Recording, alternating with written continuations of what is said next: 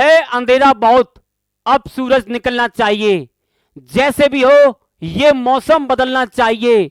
जो रोज बदलते हैं चेहरे नकाबों की तरह, आज जनाजा धूम से उनका निकलना चाहिए, निकलना चाहिए। नमस्कार, हमारा नाम है डेविड और आप देख रहे हैं आज का भारत।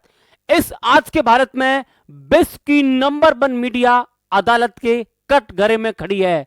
इस विश्व की नंबर 1 मीडिया पे आज मुकदमा दायर किया गया है। आज जनता के द्वारा, आज भारत की जनता के द्वारा इस विश्व की नंबर 1 मीडिया से प्रश्न पूछे जाएंगे और उन पर आरोप लगाए जाएंगे। पहला आरोप विश्व की नंबर 1 मीडिया पर है। यह मीडिया 2 भागों में बटी हुई है। एक मीडिया जो सदैव सरकार की तारीफ करती है, सदैव सरकार के गुण गाती है, और दूसरी मीडिया है जिसका नाम है सरकार विरोधी मीडिया। यह मीडिया हमेशा सरकार की बुराई करती है, चाहे सरकार कितना भी अच्छे काम करे, लेकिन ये मीडिया विरोधी, हमेशा सरकार विरोधी मीडिया ये सरकार की बुराई करती है। ये आखिरकार मीडिया 2 भागों में क्यों बटी हुई है? ये पहला मुकदमा भारत की मीडिया पर है, उस देश की नंबर 1 मीडिया पर है जो सदैव अपने आप को नंबर 1 दिखाती है। यह पहला आरोप भारत की मीडिया पर है। दूसरा आरोप, यह मीडिया सदैव हिंदू मुस्लिम करती है। अपने स्टूडियो में बुलाकर एक तरफ हिंदू धर्म का ठेकेदार होता है और दूसरी तरफ मुस्लिम धर्म का ठेकेदार होता है। सदैव आपस में आर्गुमेंट कराकर ये जनता को गलत तरीका से प्रभावित करते हैं और इनकी डिबेट संपन्न होने के बाद में उस डिबेट का भारत के लोगों पर नकारात्मक प्रभाव पड़ता है। और जैसे ही ये डिबेट खत्म होती है तो वो आपस में स्टूडियो में चाय पीते हैं। ये सबसे बुरा काम इस भारत की मीडिया के द्वारा किया जा रहा है। इस देश की नंबर 1 मीडिया पर तीसरा मुकदमा दायर किया गया है। यह सदैव चुनाव और राजनीतिक पार्टियों को ही कवरेज करती है। जिस क्षेत्र में चुनाव होंगे, सर्वाधिक न्यूज एंकर, सर्वाधिक न्यूज चैनल उसी क्षेत्र की रिपोर्ट आपको प्रस्तुत करेंगे। इनका जो कवरेज अक्सर कर रहता है वो राजनीति पार्टी और चुनाव के इर्द गिर्द रहता है। ये इन पर तीसरा मुकदमा था। चौथा मुकदमा, ये न्यूज गलत दिखाते हैं।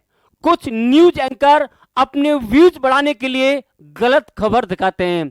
जैसा कि आपने ऑपरेशन सिंदूर में देखा, एक न्यूज एंकर था, उसने दिल खोल के कहा, सबके सामने कहा, भारत ने पाकिस्तान पर आक्रमण कर दिया, मुनीर मारा गया, पाकिस्तान तबाह हो गया। कहां पाकिस्तान तबाह हो गया? कहां मुनीर मर गया? ये कैसी खबर है? ये अफवाहजनक खबर कुछ न्यूज एंकरों के द्वारा चलाई जाती है। ये भी न्यूज एंकरों पर मुकदमा चलाया जाएगा। आगे एक और मुकदमा है। ये मीडिया आपस में लड़ती है। इस मीडिया को लोकतंत्र का चौथा स्तंभ कहा जाता है और ये आपस में ही संघर्ष करते हैं। कुछ न्यूज एंकर जैसे कि अभिसार शर्मा, जैसे कि रवीश कुमार, ये सदैव एक मीडिया को गोदी मीडिया कहते हैं। मीडिया आपस में लड़ रही है, जबकि इनका कर्तव्य होना चाहिए कि देश के धरातल पर जो घटना घट रही है उस घटना को सार्वजनिक किया जाए, और ये कुछ चुनिंदा मुद्दों पर ही चर्चा कर अपनी बहस समाप्त कर देते हैं।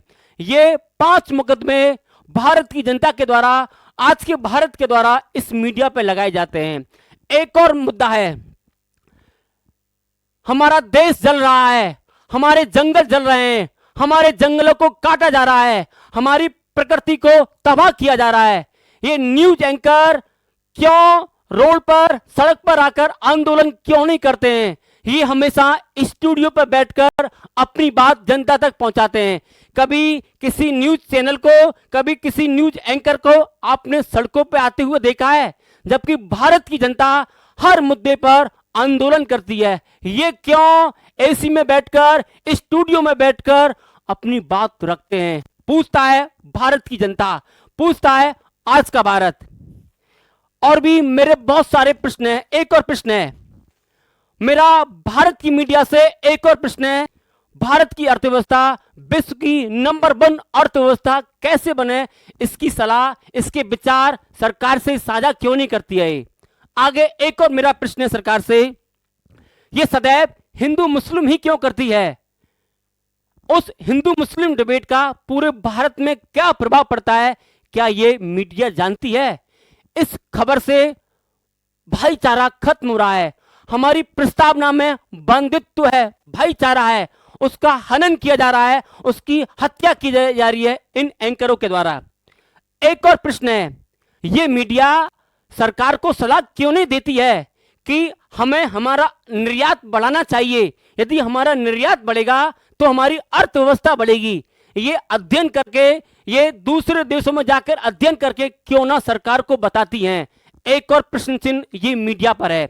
आगे, भारत में कैसे बेरोजगारी दूर की जाए? आज का हमारा युवा बेरोजगार युवा है, उस बेरोजगार युवा को रोजगार कैसे मिले, सरकार के सामने ये बात क्यों नहीं रखती है? सरकार को कुछ ऐसा मॉडल क्यों नहीं देती है जिससे युवाओं को रोजगार मिले, युवाओं को नौकरी मिले? आगे का प्रश्न है, हमारे पेपर लीक हो रहे हैं, लगातार पेपर लीक हो रहे हैं, ऐसा कोई राज्य नहीं है जहां पर पेपर लीक नहीं होता हो। ये सरकारों को ऐसा मॉडल क्यों ना दें जिससे पेपर लीक प्रॉब्लम समाप्त हो जाए? ऐसा तरीका, ऐसा समाधान सरकारों के सामने क्यों नहीं रखती हैं? ऐसा मुद्दा सरकारों के सामने क्यों नहीं रखती हैं कि हमारा पेपर लीक का मुद्दा समाप्त हो जाए? आगे एक और मुद्दा है, जो लगातार सरकार के द्वारा सरकारी नौकरियों में कमी की जा रही है, वो कमी क्यों की जा रही है? यह प्रश्न मीडिया के द्वारा सरकार से क्यों नहीं पूछा जाता है? एक और प्रश्न चिन्ह इस मीडिया पर है। आगे, भारतीय सेना को किस प्रकार से मजबूत किया जाए?